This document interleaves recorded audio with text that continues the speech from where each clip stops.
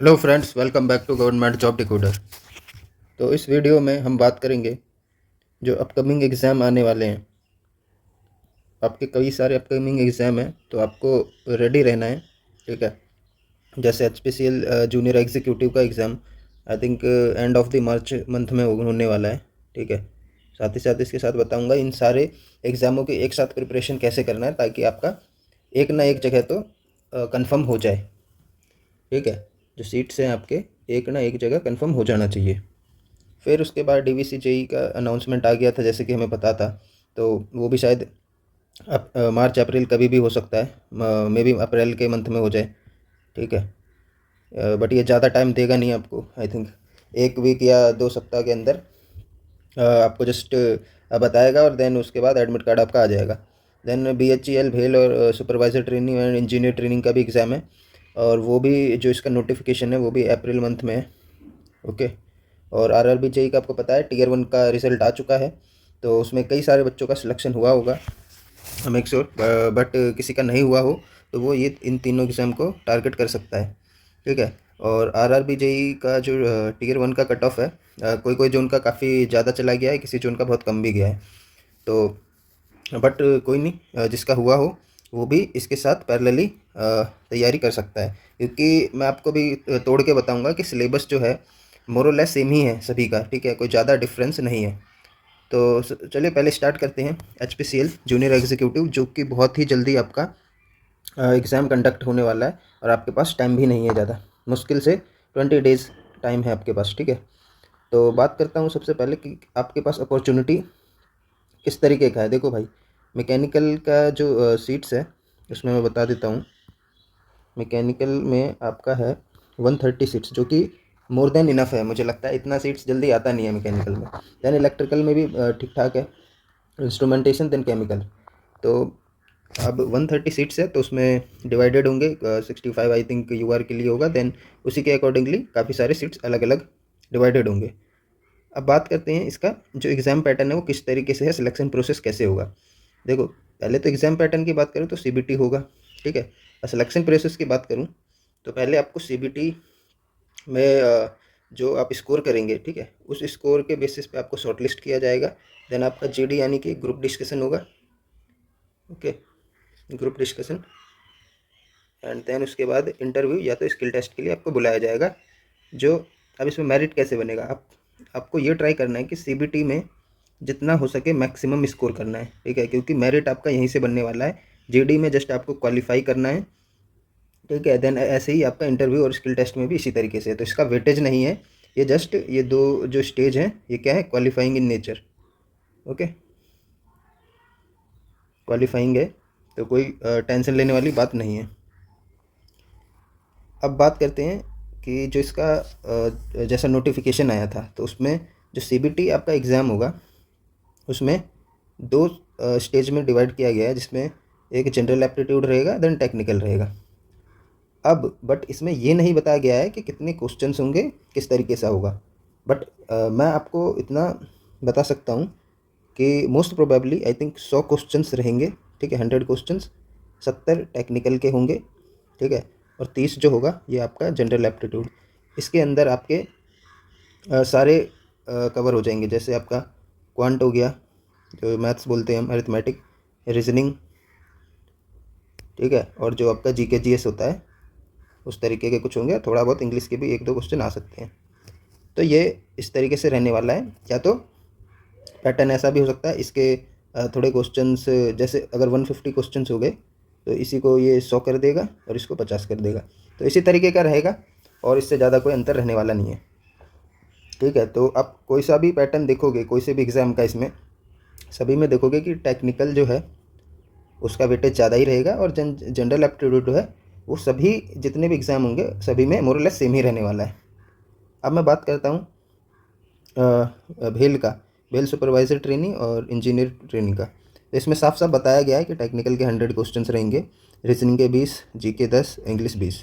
ठीक है, 150 क्वेश्चंस आपके कवर्ड हो जाएंगे। ऐसे इस तरीके से जो आपका इंजीनियर ट्रेनिंग का होगा उसमें 120 क्वेश्चंस टेक्निकल के, देन इसी तरीके से टोटल क्वेश्चन आ जाएंगे 240। ओके। और आपको मैंने DVC-JEE का बता ही रखा था पैटर्न, और उसका भी आपको पता है DVC-JEE में क्या है, 70 टेक्निकल हैं, ठीक है, और आपके 30 जो है वो नॉन टेक है। ओके, तो मोरलेस तीनों का जो पैटर्न है तीनों चारों एग्ज़ामों का एक ही जैसा रहेगा। और साथ साथ रेलवे JEE की बात करूँ तो RRB JEE जो Tier 2 है, Tier 2 उसमें आपका 100 जो है वो आपके डिसिप्लिन से आएंगे, जो आपका टेक्निकल होगा। ओके, एंड 50 क्वेश्चंस होंगे वो नॉन टेक के होंगे, जिसमें कंप्यूटर हो गया, ठीक है, फिजिक्स हो गया, केमिस्ट्री हो गया, देन आपका यही सब है, और करंट अफेयर हो गया, करंट अफेयर या GK GS मान लो। तो इससे ये तीनों, और इन्वायरमेंट भी है 10 नंबर का, तो इससे 50 क्वेश्चंस कवर्ड हो रहे हैं, और 100 टेक्निकल के, जिसमें आपका सिलेबस डिफाइन पहले ही कर चुका है। ओके, अब जो बंदे जैसे कि पहले भी भेल सुपरवाइजर ट्रेनिंग इसका एग्ज़ाम कंडक्ट हुआ था 2024 में, तो उसका जो कट ऑफ गया था वो मैं बताता हूँ। देखो भाई, इसमें एक ही एग्ज़ाम होगा आपका CBT, ठीक है, उससे आपको शॉर्ट लिस्ट किया जाएगा DV में, ठीक है। तो ये जो है मैं बताता हूँ, ये DV का कट ऑफ है, और ये 150 में से है, तो काफ़ी कम गया था, पेपर का लेवल भी काफ़ी ठीक ठाक था। ओके, तो 150 क्वेश्चन हुए थे, 150 में से 150 नंबर में से 83.5 का ये आपका कट ऑफ गया था मैकेनिकल का, देन सिविल का इतना गया, और HR जो है ह्यूमन रिसोर्सेज वालों का वो इतना गया था। देन जो फाइनल कट ऑफ गया वो आपका 89.5, तो करीबन यहाँ से यहाँ तक में कितना, 6 नंबर, देन 4, ठीक है, और इसमें 7, तो आपका जो DV होगा मतलब करीबन 5 या 6 नंबर मान के चलिए। अगर आपके DV के कट ऑफ से ज़्यादा रहेगा तो आपके सिलेक्शन के चांसेस कन्फर्म है, ठीक है। तो इसमें भी काफ़ी सारी सीट्स हैं, ठीक है, भेल में भी आई थिंक 64 तो UR में ही है, मैकेनिकल में तो काफ़ी सारी सीट्स हैं, तो सीट्स की कोई दिक्कत नहीं है, इनफ है मुझे लगता है। जो भी बंदा तैयारी करने वाला होगा वो सारे में ही ले सकता है सिलेक्शन, कोई बड़ी बात नहीं है। अब बात करते हैं आप किस तरीके से इसको मतलब तैयारी करेंगे, एक साथ कैसे कर सकते हैं। तो भाई सिंपल सा लॉजिक है, कोई बहुत बड़ा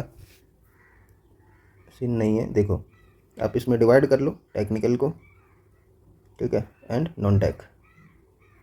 ओके, तो टेक्निकल तो देखो भाई आपको पूरा कवर करना ही पड़ेगा, रिवाइज़ करो जो आपके शॉर्ट नोट्स होंगे, ठीक है, रिवाइज़, एंड देन उसके बाद आप मॉक टेस्ट लगाओ, मॉक टेस्ट टेक्स्ट बुक वगैरह का मिल जाएगा आपको।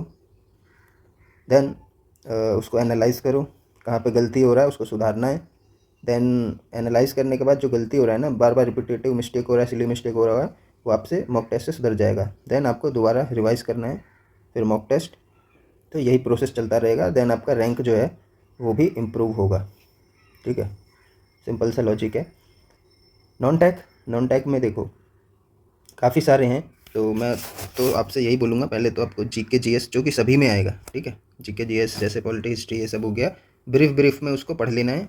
एंड देन उसके बाद करंट अफेयर, ठीक है, करंट अफेयर लास्ट 6 या एक ईयर का आपको करके जाना है।